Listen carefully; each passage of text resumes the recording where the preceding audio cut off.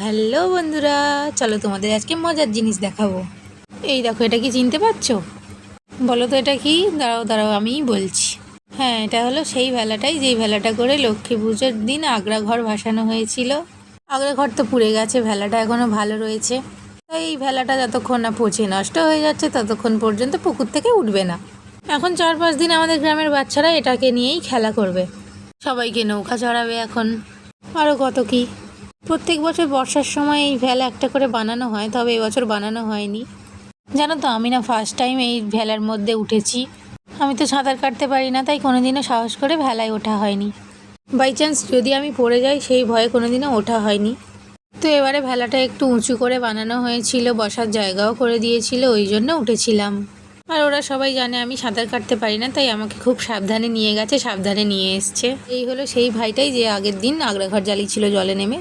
তো চলো, টাটা।